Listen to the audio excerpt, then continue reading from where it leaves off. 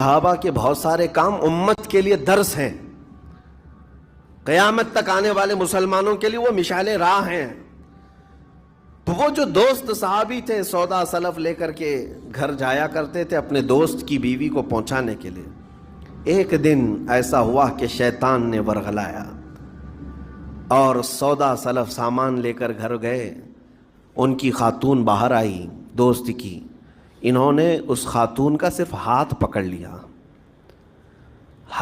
لیا اور وہ عورت چونکہ مدینے کی رہنے والی صحابیہ ہیں، اپنا ہاتھ تو چھڑا لیا لیکن وہ چیخ مار کر رونے لگی کہ جس پر میرے شوہر نے سب سے زیادہ اعتماد کیا، تم تو جگری دوست بھائی کی طرح تھے،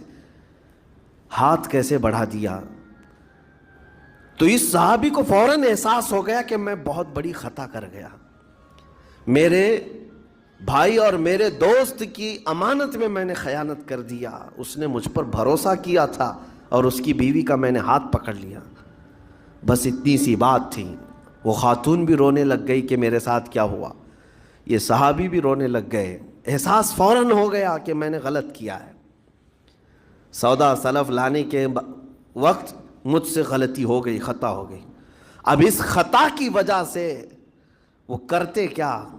ان کو تو ڈر یہ تھا کہ میں اپنے دوست کو منہ دکھانے کے بھی قابل نہیں، اور نہ ہی میں یہ چیز کسی کے سامنے ذکر کر سکتا ہوں، کیا کروں؟ تو مدینہ چھوڑ کر کے چلے گئے پہاڑیوں میں، اور بغیر کھانا پانی سب کچھ بھی نہیں تھا، پہاڑیوں کے بیچوں بیچ رہنے لگے، اور صرف روتے تھے اور گر جاتے تھے، اور کمزوری آ گئی جسم میں، اٹھنے پھرنے کی بھی طاقت نہیں تھی۔ اب وہ دوست ان کے صحابی تجارت سے واپس آئے، گھر میں آتے ہی ان کی خاتون نے بتا دیا کیا معاملہ پیش آیا۔ وہ بہت جلال میں آئے اور کہا کہ میرا دل ٹوٹ گیا، آج میری کمر ٹوٹ گئی،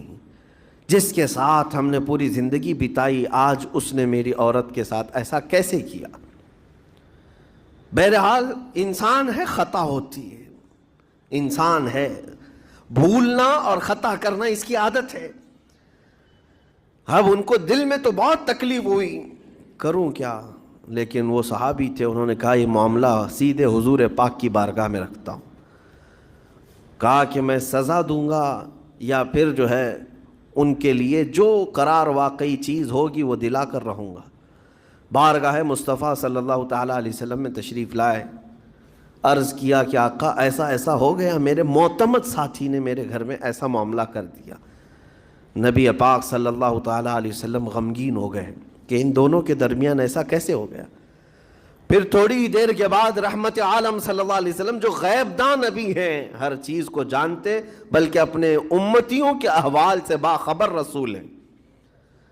نبی پاک صلی اللہ تعالیٰ علیہ وسلم اپنے اس غریب صحابی کے حالات معلوم کیے،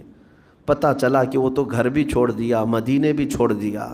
پہاڑیوں میں جا کر کے پناہ لے کر کے اکیلا تنہا رہ رہا ہے۔ اللہ کے نبی صلی اللہ تعالیٰ علیہ وسلم اپنے اس غریب امتی صحابی کے حالات معلوم کرنے کے بعد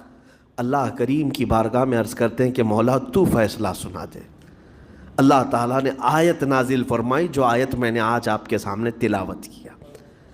اللہ تعالیٰ فرماتا ہے والذین اذا فعلوا فاحشۃ او ظلموا انفسهم، جن لوگوں نے گناہ کر لیا یا اپنی جان پر ظلم کیا ہے، پھر ذکر اللہ فاستغفروا لذنوبہم، اللہ کو پھر جلدی یاد کر لیا اور توبہ کر لیا، رب تعالیٰ فرماتا ومن یغفر الذنوب الا اللہ، محبوب بتاؤ اللہ کے سوا کون ہے گناہوں کی بخشش کرنے والا؟ اللہ تعالیٰ ان کے گناہوں کو معاف کر دیتا ہے جو فوراً اپنے گناہ کے بعد یاد کر لیتے ہیں کہ مجھ سے خطا ہوئی ہے۔ رسول کریم صلی اللہ تعالیٰ علیہ وسلم نے اس صحابی کو بتایا تیرے بھائی سے بھول ہوئی، خطا ہوئی، لیکن رحمان نے اس کی بخشش کا مصداق قرآن میں سنا دیا کہ وہ باز آ گیا اور توبہ کر رہا ہے، لہٰذا تیرے لیے بھی یہ زیب نہیں دیتا کہ تو اب کوئی انتقام لے، تو اپنے دل سے معاف کر۔ یہ صحابی تھے، اللہ کے نبی صلی اللہ علیہ وسلم کے پروردہ تھے، نفسانیت اور خواہشات کے نہیں۔ یہ فوراً گئے اور اپنے اس جگری دوست کو، اپنے اس بھائی کو ڈھونڈتے ہوئے پہاڑیوں کے بیچوں بیچ جا کر کے دیکھا، ان کی حالت بہت خستہ تھی، کمزور ہو گئے تھے اور روتے روتے اتنا تھک گئے تھے، نہ کھانا ہے نہ پانی ہے، بس یہ کہ ان سے خطا کیا ہوئی تھی، اپنے دوست کی عورت کا ہاتھ پکڑ لیا تھا، بس میرے عزیزو اس سے بڑا نہیں۔ ہاتھ پکڑنے پر ان کو اس قدر احساس تھا کہ مدینہ چھوڑ دیے۔ لوگ یہاں پورے کے پورے گناہ میں ڈوب جاتے ہیں، زنا میں ڈوبتے ہیں، انہیں احساس تک نہیں۔ یہ صحابی گئے اور جیسے ہی یہ گئے تو وہ ہوش میں آئے اور رونے لگے کہ میرا بھائی آ گیا اور اب شاید یہ انتقام لے گا، بدلہ لے گا، مجھے مار ڈالے گا،